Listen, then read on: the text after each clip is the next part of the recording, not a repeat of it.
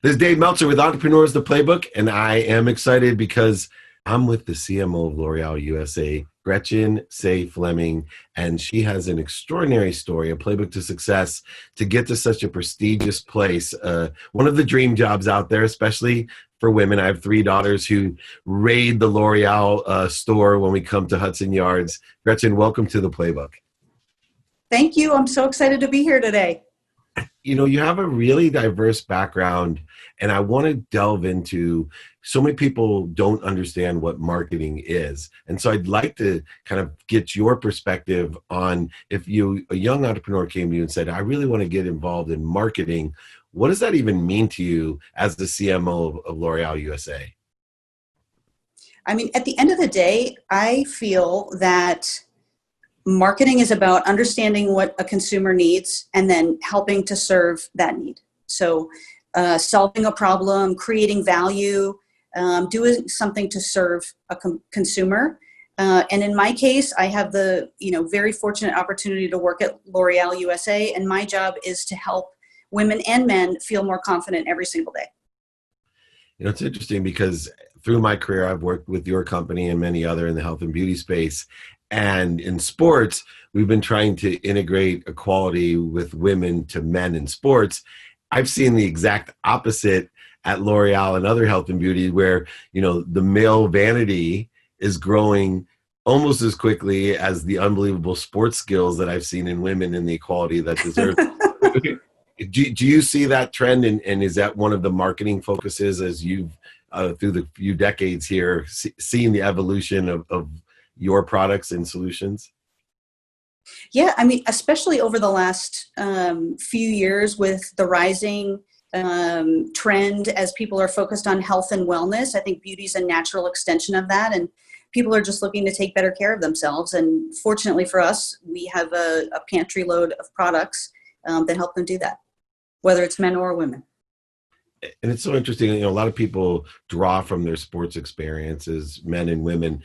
I personally draw from my modeling experience. A lot of people don't know, but my great manifestation is I've been a L'Oreal model. I've been blessed to promote the camouflage product, which is a gray away product. Yes, you don't see it now because I've been in the closet for 10 weeks, but it's the first product that I can't wait to get back to because I look so great with it on.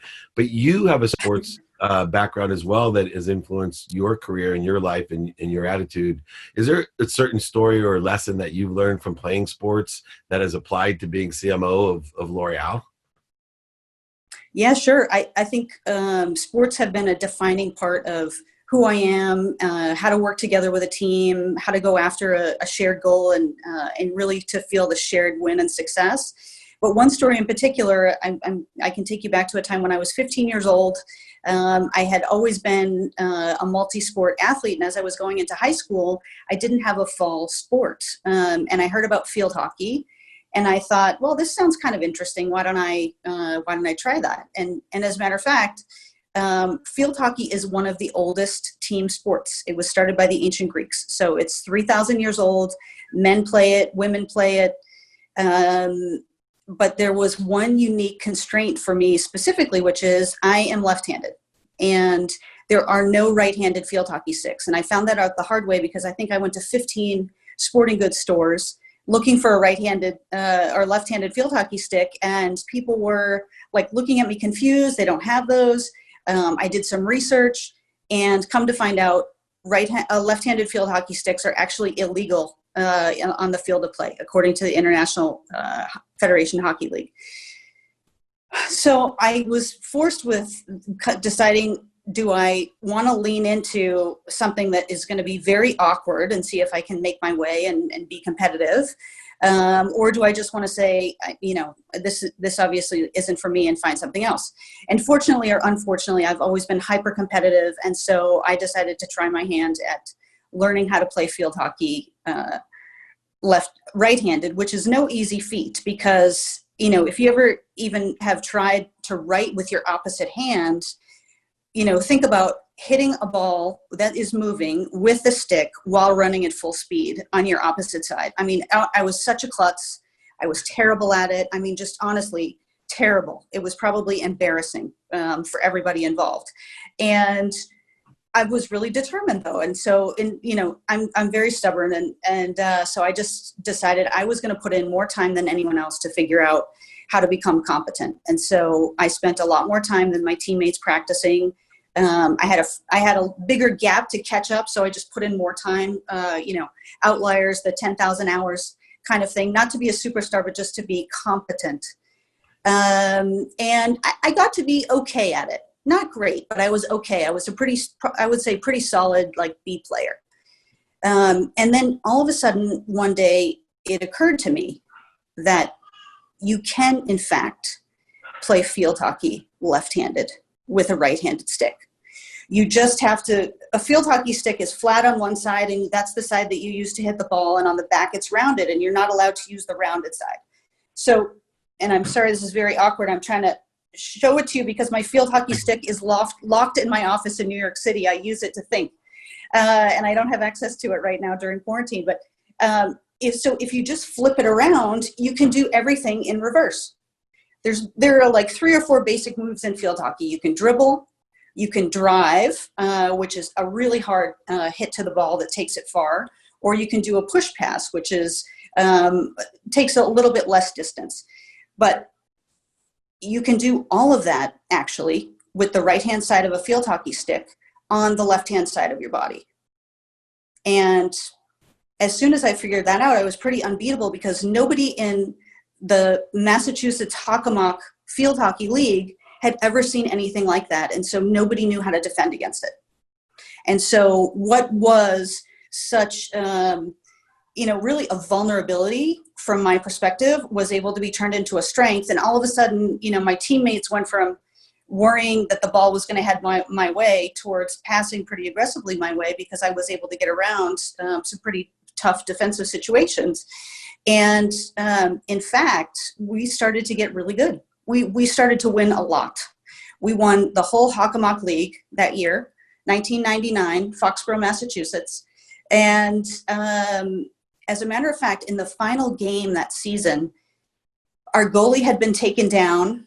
I was a midfielder, so I happened to be pretty fast. So I sprinted behind the goalie, filled the goal, and I made a very dramatic save with my left-handed arm outstretched with the field hockey stick backwards and saved the game. And no right-hander would have ever been able to make that play.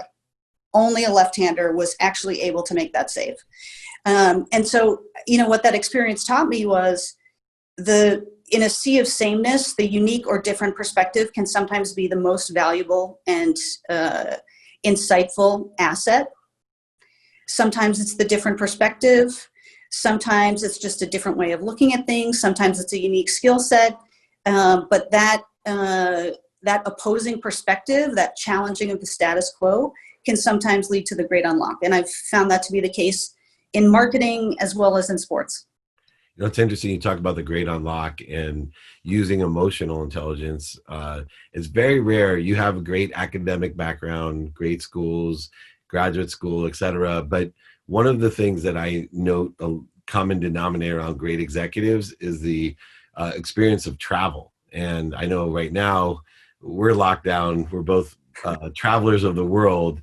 And I encourage, my kids and my employees, associates, to make sure that they're out there traveling, because I think it builds our emotional intelligence. It gives us that unique perspective. It allows us to look at things backwards and say, hey, nobody's ever done this before. If I want to be ordinary, I'll read it in a book. If I want to be extraordinary, I'll go experience something and have my own lens to it.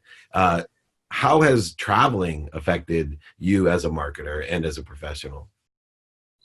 Yeah, I think, especially within beauty, people that are in different climates, different areas of the world with different levels of sun exposure, temperature, humidity, all of those things really lead to very different and unique needs.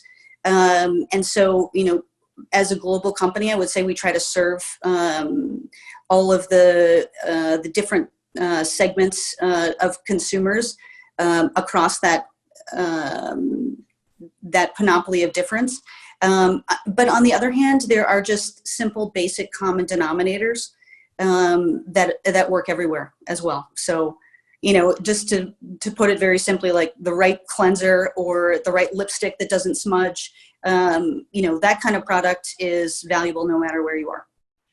Yeah, and I think in the acquisition side too, being exposed to multiple companies in multiple areas where there's some great finds that I see as a great big global company. But as a global company, one of the reasons that we've always worked with you at Leigh Steinberg, Warren Moon and I at our marketing company was that everything that you do has also a charitable purpose. You've given to our charities, to scholarships, to St. Jude. I could probably list over the last decade of working with your team, probably at least 20 different charities that you supported for us. And now with this global pandemic, we all have a need. There's, our existence is in question for the first time ever. I was with Deepak Chopra last week, and he was talking about it's the first time we can't take our own existence for granted. And global companies like L'Oréal have great resources. And I've been kind of tracking all the different things that you guys are doing, utilizing your manufacturing, your marketing, your distribution, all the things to help others. Can you share with us how you've leveraged the capabilities of L'Oréal USA to help everyone globally with this pandemic? Yeah, it's one of the reasons I'm so proud to work for L'Oréal, because it is at the core of our DNA to give back to our communities. And certainly in the time of COVID, is no exception. As you can imagine, as a very big global company, we're always challenged to be faster at how we go to market, and we have room to improve there. But when we're really focused on something, and we were very focused on our solidarity efforts, within 14 days we went from concept to production of hand sanitizer. When we had no formula, no packaging, no manufacturing line set up for that. It was an all new record, and we are producing at scale millions and millions of gallons, most of which is being donated to hospitals, or it's being donated to our retail partners that are staying open because they're essential businesses. So, whether they have a pharmacy or, we're donating that product so that both the employees and the consumers can stay safe. We've also, done a lot just to help individuals who have been affected by the pandemic. I could speak about, hairstylists and salon owners that are really, very challenged during this period of time. We've made big efforts in terms of credit relief for our partners there, sponsoring and giving them room to get back on their feet, because we believe in the long term of our partnership in the industry. So I'm really very proud of the work that we've done. Yeah, I'm proud to be a friend and a partner of L'Oréal. Last thing, someone with this extreme experience like you in marketing, what advice would you give to the graduating seniors in college and graduate school people that were hoping to get jobs with companies like L'Oréal? What advice would you give them right now as far as their professional careers? Yeah, I would say, you might have a little bit of a tougher curve to climb, but at the end of the day, I think that's going to make you stronger, more agile, and more qualified. And if I can go back to the story of the field hockey stick, lean into your uniqueness, your different perspective, what makes you uniquely qualified for that job, for that role, for that company.